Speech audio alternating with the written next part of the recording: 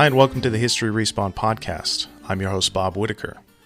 On today's episode, we are revisiting our 2021 History Game of the Year, Old World, from Mohawk Games.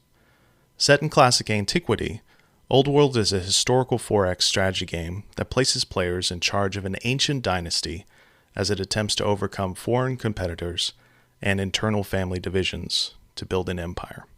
For this episode, however, I'll be talking with the two leads of Mohawk Games, Leyla and Soren Johnson.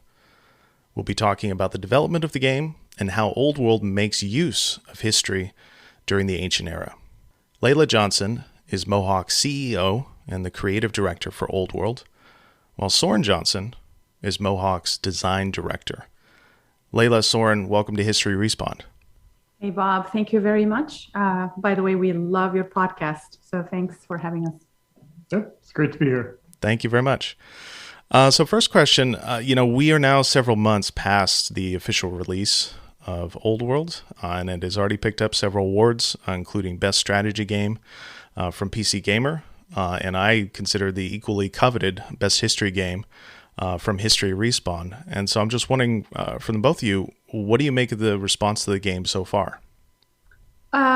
We were nominated to multiple other awards, and that was before the two wins by PC Gamer, of course, History Respawn, and we were humbled for being nominated. So you can, and overjoyed. So you can only imagine when we got the strategy game of the year, and of course, we're geeks at heart, and History Respawn giving us that honor is only kind of validating that we super geeked this. So I am overjoyed for sure. And the team is happy because, all the team is a big fan too. Soren, how do you feel? It's been, I tend to focus on the people who are playing the game and the response with that type of community, which is kind of sometimes kind of difficult to gauge. What I like seeing is generally speaking, when people come aboard in the community and they mention, a couple things about the game, they usually hear back from other members that Mohawk, is very, very responsive, and they listen to what you say, and we've done all these things, directly based off of things that we've said. So the fan community really believes that they're part of the process as well. It is nice when we hear from people who care about history that understand our limitations as well. Like, we are not making a simulation of history, but we're trying to mechanize history as much as we can. So it is nice to hear from other people who are interested in history on how well we've done and how much better we can do. It's always good to hear. I care a lot about bringing history into the narrative, so for me, it's a special place. Good. Well, that is a natural segue to my next question. And, I think Old World does a really good job of kind of presenting a vibrant and diverse version of the ancient world. And I'm wondering, from your experience as developers, was this interest in the ancient world always there? Did that kind of motivate the setting for Old World, or was the setting for Old World kind of decided on for gameplay reasons? I would start with both, but I'll let Soren lead with this one. What's his call? Yeah, it's a simple way to look at this is a lot of people, when they talk about the Civ games, they're like, oh, the beginning of the game is great, and then I quit before I get to the end because I just get tired of it.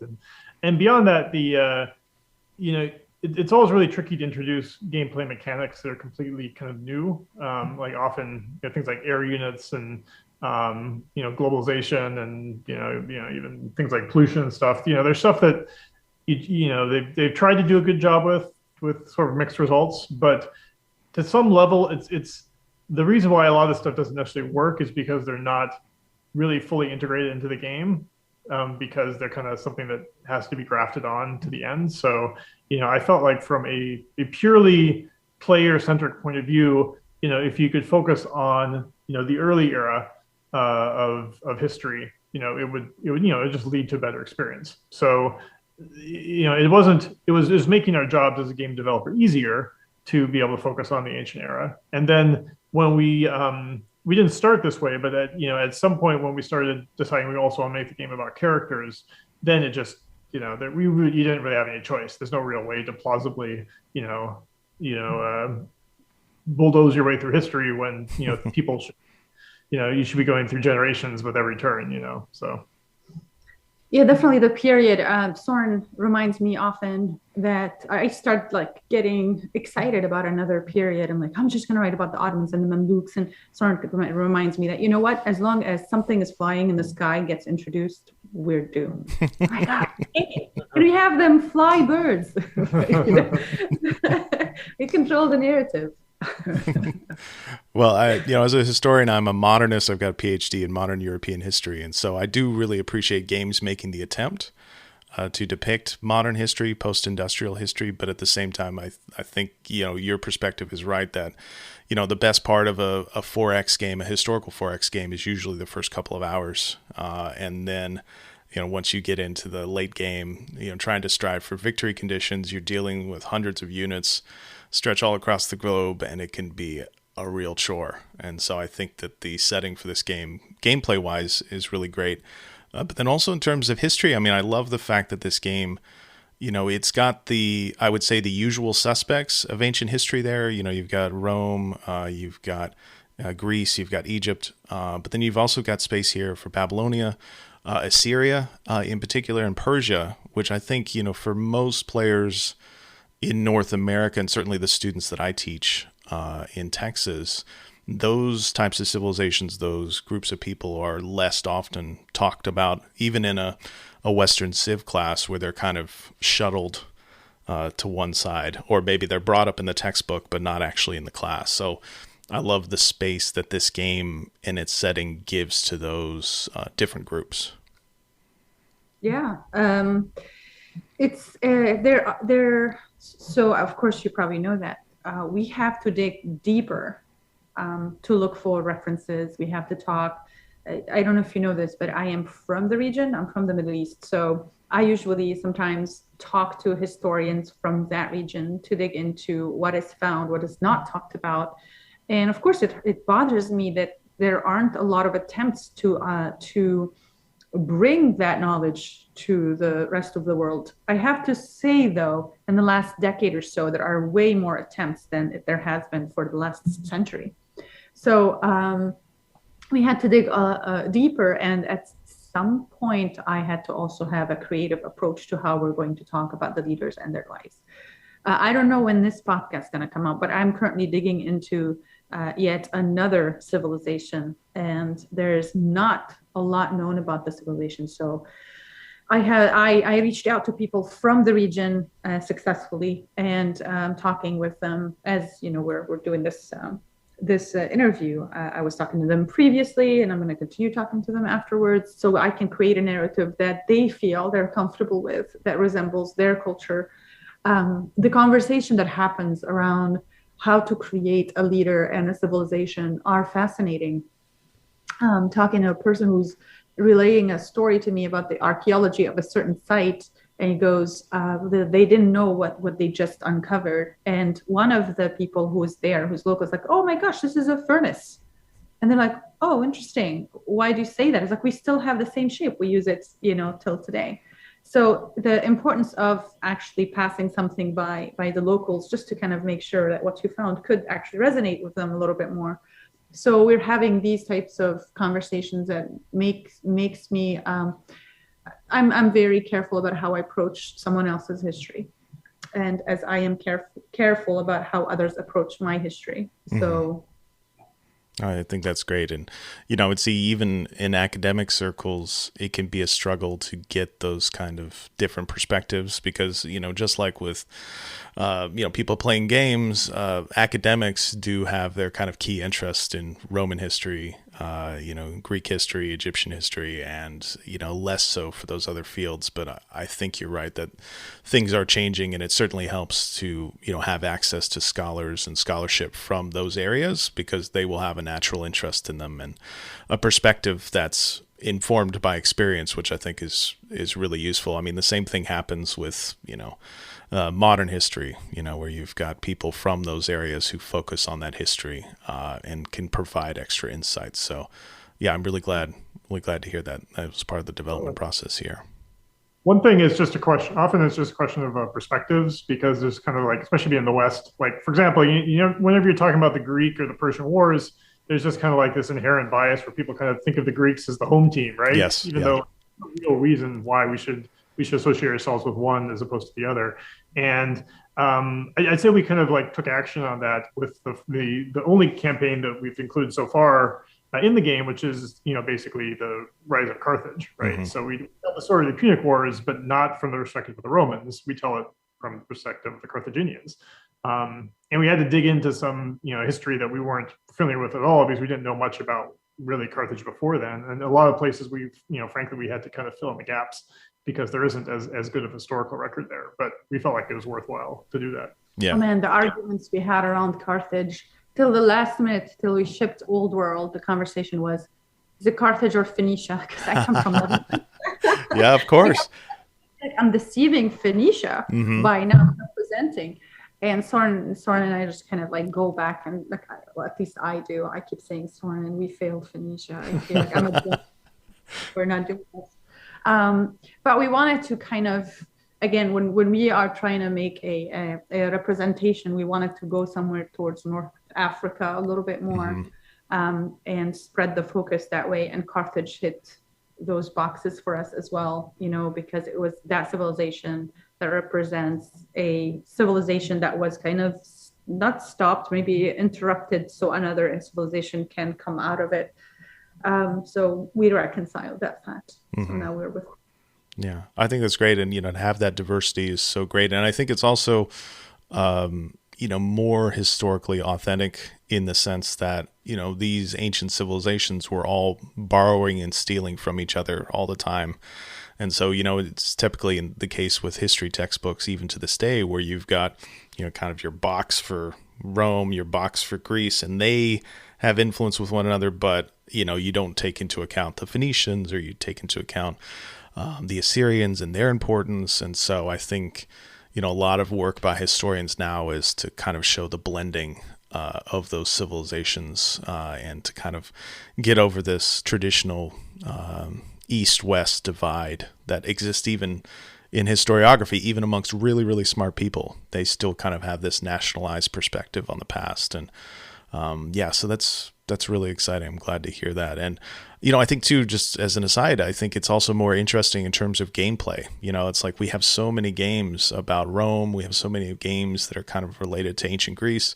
It's great to have, as a player, kind of different groups to play with. I just think that's more interesting, as a player, not just a historian. Okay, well, next question is related to the game's use of events and ambitions. And so, during the course of this game, you are presented with a set of events. Ambitions are kind of like quests that the player has to go on in order to gain bonuses as they play, in order to achieve a victory condition. And a lot of these events and ambitions seem to have kind of a historical perspective tailored into them. And so I'm wondering, to what extent did you rely on historical research when you were putting together these events and ambitions? When we read history, our understanding of victory sometimes, can align in the sense of conquest. Oh, they conquered a lot. But victory, we approached it also from what other types of victories can we think of and how we can turn them into play. The key word for us was mechanizing history.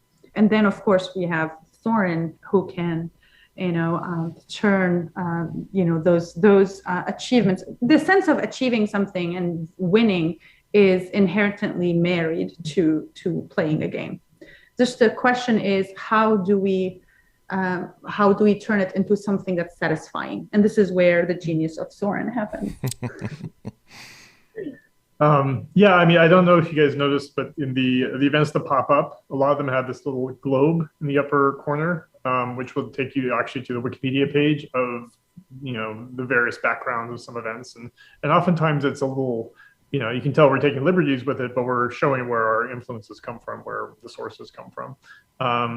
And it's we're sort of doing it stochastically, right? Like we're not trying to tell a single story, outside of like the campaign. What we're doing is we're really just you know listening to podcasts, going through books, like or just trolling through Wikipedia. Like I often think of like history like a fractal. You can kind of keep drilling Well, down. the reason for us using Wikipedia is we go through other references, but Wikipedia is accessible by everyone. Mm-hmm. So that globe will take you to a Wikipedia page because people have access to it. Right. And but yeah, basically that like there's all sorts of little interesting stories here and there that aren't necessarily part of this overall narrative, but are these interesting things. And the idea is if we just assemble enough of them in the event deck, it'll create this kind of unique dynamic experience that still feels informed by the period. Yeah, Right. great. I was not aware of the links to Wikipedia within the game, so I'm eager to go back and start clicking on those. And speaking as a scholar, I know most of my fellow academics kind of poo-poo Wikipedia, but it's just kind of it's something you have to use, I think, because of its accessibility. I think it's an okay starting point, and I think what's great about Wikipedia too is that so many of the people who put time into it are earnestly interested in, historical accuracy, historical truth, and they, the footnotes there will point you to really good sources that are sometimes free online. So, so I think that's totally valid, especially if you are, approaching it from the perspective of, of a rather smaller game that doesn't have the resources to maybe necessarily put together an encyclopedia like the Civlopedia or something like that, which I think has had the luxury of being built up over many decades at this point. It's very hard to create a reference for every story we tell, especially that, for example, right now I'm reading about Salah ad-Din, and I'm reading a book that's in 3 volumes, and I got the book. It's written by a Saudi sheikh. His name is Talabi. It is published in Beirut, Lebanon, and the book is shipped to the United States for me. I went to DICE last week and I lost the book, and I had to go back and think, oh my gosh, I have so many references and notes, and I was collapsing internally because all my thoughts I write on the book. Like I actually just have Post-its too with, all sorts of things and arrows, and I'm the only one who can decipher what's really going on there. And it's just because I start building my narrative and character design inside of those stories. And when you do something like this, it's way more precious than your credit card because you can't replace it. Long story short, I was able to get the book back. Okay. So kind of cool. But the thing is, when I wanted to reorder it, looking at my books now for the next projects we're working on, I had to look, where the heck did I get this book from? And I realized, oh, wow, like the route to get that book was big. It's a collaboration between different references put together in the Arab world by this Saudi man, published in Dar al-Nashr and publishing house in Beirut. And then they send it to me and I have to pay a huge amount for the book to reach me. So it's like, when will I get this book? If I were to replace it, was very agonizing. I cannot put a link to that in the event system. Like, how do you do that? Right? We don't have the money, as we said, to create a Civlopedia. Yeah. Well, I still think what you have there already is great. So my next question is related to gameplay.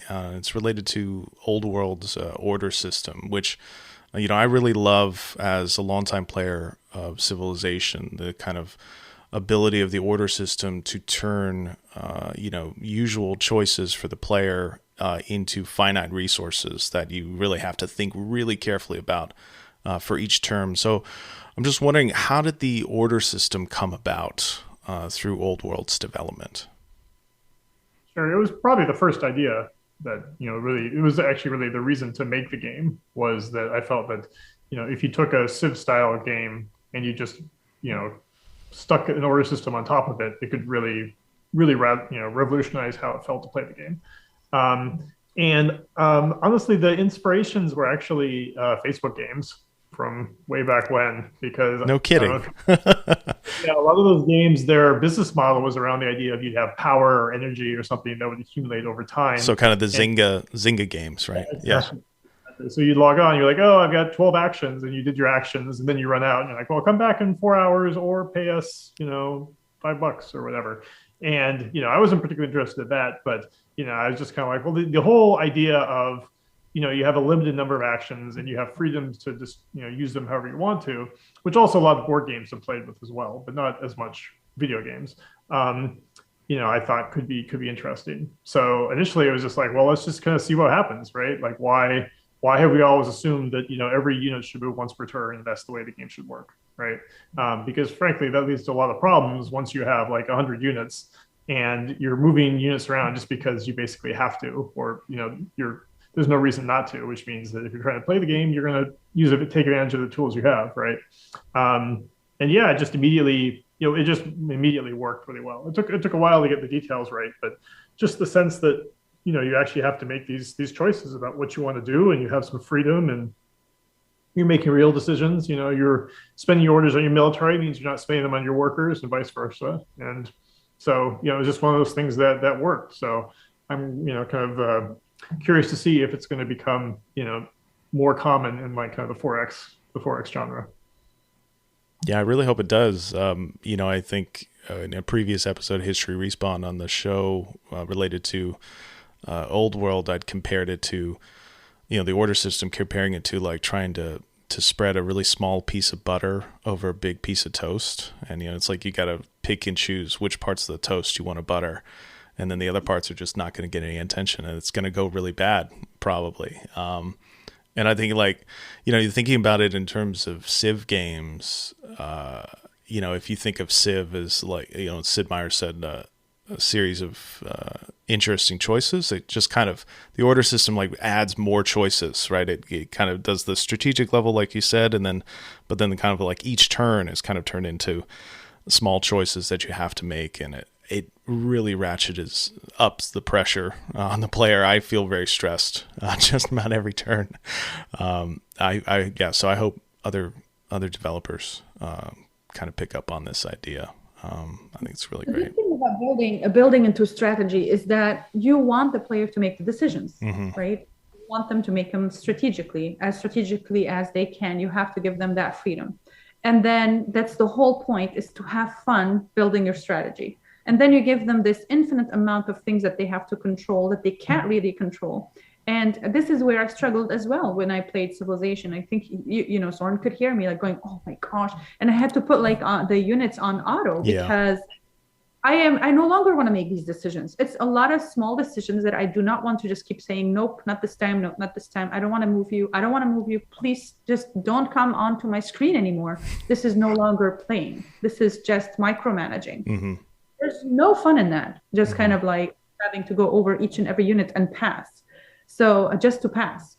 It removes the strategy and the fun out of, the hand of the player. So we wanted to give the player that control back. Yeah. The big risk for us is that going down the orders route meant that automation was not really going to be a thing, which, probably it shouldn't be a thing to begin with, right? Like if you're playing a game and you're, a big part of the game is like, well, I'm just going to let the computer make these decisions for me. Probably something's gone wrong. But at this point, you've got, millions of people who are used to it working that way in Civilization. So still people come to Old World and they want some automation just because they're so trained to it. But, once people get used to the game, they're like, okay, I actually see the whole point is there's interesting decisions to make every turn. Right.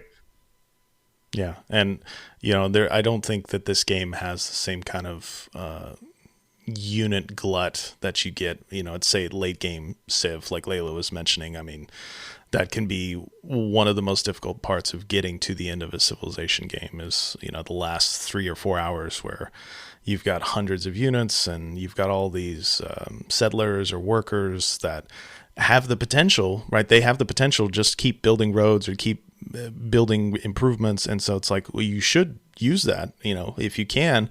But then also, like you said, it's just kind of like, it's just so many, it's minor and not very thrilling decisions, whereas I think the order system gets to that. It kind of makes the decisions, like the previously banal and mundane decisions that you make about movement and improvements, it gives a lot of tension to those. So yeah, it's hard for me, I think, to imagine going back to a Civ game now with this system in the back of my mind.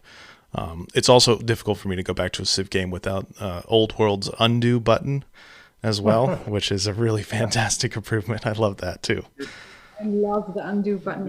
Yeah, people really fall in love with that. So we're definitely raising the stakes for games that don't have undo. Every game I play now, even some that are in real time, which makes no sense. I'm like, I want to undo the thing I just did. It just gets stuck in your brain. I am trying to get the people behind Polytopia to hear me on the Twitter world. Please put an undo button. This is a game I play when I'm waiting for a doctor's appointment or at the airport or something. I'm just like, please, I need an undo button. It's on my phone. Like, I can make mistakes just because I have a finger. Yeah. Please put an undo button. Yeah. So with relation to other historical 4X games, this past year was a really big year. For that genre. We had your game released, Old World released, release of Humankind by Amplitude, new developments with expansions for Civilization 6, and then, of course, the 30th anniversary of the release of Civilization 1. So I want to ask you to comment on those other games, competitor games, but I am curious, why do y'all think this genre, this 4X genre, historical 4X genre, is so compelling for players? Why do you think that there's space for this many games, and why do you think this is a genre that's kind of endured for so long? Well, I mean, the fantasy of the Civilization 4X is really kind of unmatched, right? And I'd even say like Old World can't quite match that, right? Like, the idea of like, oh, you're going to replay all of human history, right? Like it's a very compelling idea. It brings a lot of, with that much promise, it comes with a lot of problems, right? So like it makes the game design a lot more challenging. But yeah, it's funny because you say like, why has it led to so much? But it's odd to me because actually I feel like it's still actually an unexplored space. If you actually, stacked up all of the 4Xs based off of whether they're historical or they're fantasy or they're sci-fi, the fantasy and sci-fi ones would dwarf the historical ones. Like there really are very, very few. I mean, you'd have to maybe be like, well, maybe we'll include the Total War games or the Paradox games, or like, well, okay, they're sort of like that. But like in terms of a traditional 4X, like they're really not. And like, really until this last couple of years, it's basically just been Civ, right? It's a bit like The Sims. I think it's just like one of these franchises that has just dominated its space so much that it's sort of prevented people have been afraid to compete, I guess. Mm-hmm. It's been interesting to see Humankind because that's like the first game I can remember, at least going back till Call to Power, which is really going back a ways, that really is just taking Civ head on, which was definitely something we didn't want to do. But I think we show that there's a ton of space just making historical 4Xs, period, in kind of any period of time or whatever. So, and at the beginning of almost everything, things are much easier. Like, how easy was it for the first creators of something entertaining like a video game? You could just do anything as long as you're clicking buttons and you're introducing people. It's fine. It's harder for people when they start innovating or improving on something. I think where we are at with Old World is great timing to create something because there isn't much of it. It'll be wonderful to see how other people are going to do it better in the future. It's just really, we're still at the beginning. There's so much we can do because there isn't a lot done in the genre. So I personally cannot wait because we now have Old World. I don't know when we're going to come back and create a historical 4X or if it's going to happen ever again. We have this game for now, and we're going to work on, other things coming out of Old World. But we would love to see on our lifetime how other designers, how other studios are going to tackle the genre in an innovative, creative, better way. Well, hopefully they all include the undo button and the order system. I think that would be my big recommendation. Does humankind have an undo button? I don't think so. I have to admit, and this is my opinion, this doesn't have anything to do with y'all. I have a hard time getting into humankind. I think that the systems that they have there are so foreign to me in terms of, kind of what I expect from a historical 4X that it's difficult for me to overcome it. And so I've put like maybe 15, 20 hours into it. Whereas with Old Worlds, it's 30, 40 hours. But that's just my opinion. I don't want to cast too many aspersions. I appreciate any game that is attempting to complicate the historical 4X genre. I think Soren's right. It is a long-lasting genre, but it's also one that hasn't had that much non-Sid Meier innovations attached to it. And I know many other people work with Sid on those games. But just kind of the umbrella of Civilization is so strong. When I talk to historians about it, many of them have played Civ, and I have to explain the popularity of it. It's kind of like the gaming version of Coca-Cola. It's just kind of like everywhere. It's ubiquitous, and when you're talking about historical games in particular, it's one of these big tent poles, but it doesn't have nearly as much variation as, say, third-person action games or historical RPG games, or even, kind of lower level tactical strategy games. So, it's really exciting. It only took 30 years to get to this number of competitors, but finally, humanity's done it. Okay, well, that does it for my, kind of base level questions.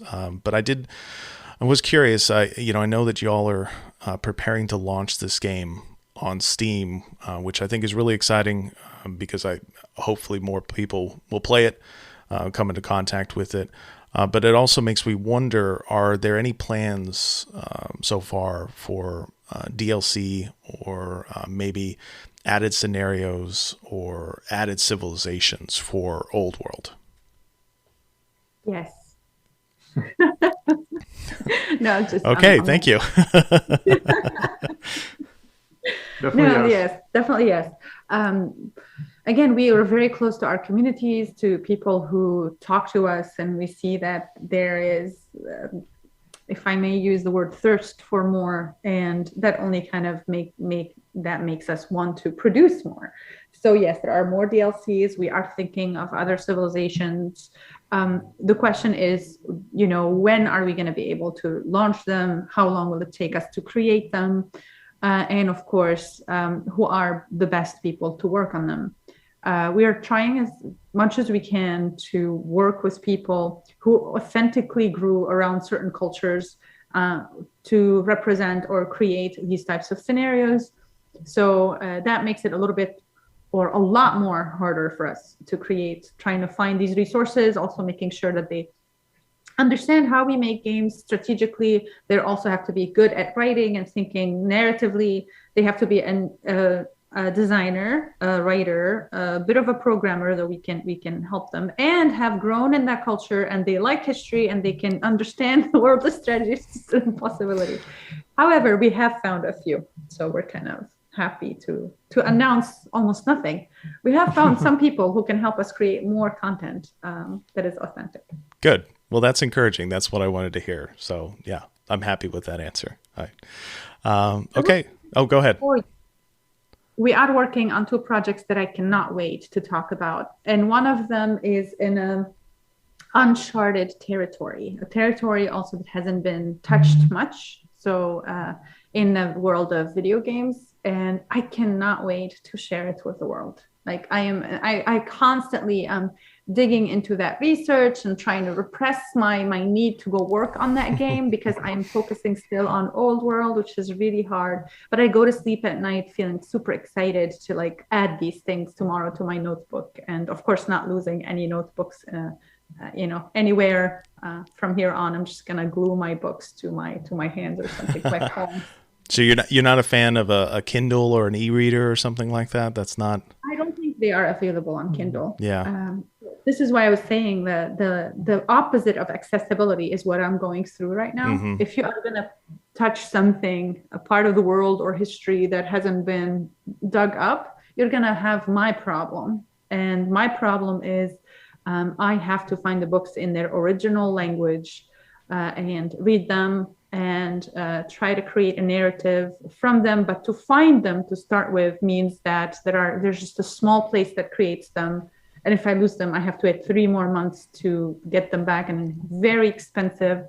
So it's not a huge problem, but it is a problem. Yeah. Like accessibility.